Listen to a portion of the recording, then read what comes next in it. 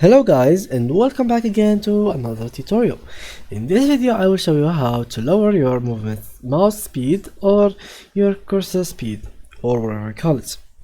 First of all, please make sure that you have also open, and let's give you an example of what like a regular mouse speed looks like. So for example, let's go to a map and let's choose this day for example, and let's play it.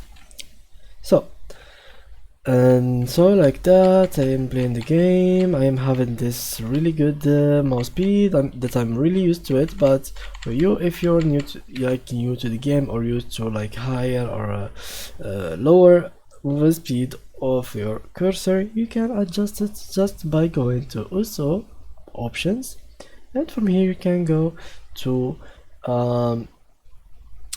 stop here. Let's go down and search for the mouse movement speed, and here is now there is all this information about your mouse, like if you want to adjust your cursor size you can change it from here, but all we want to do is changing the mouse sensitivity. So how can you change it? Is just by dragging this below or higher.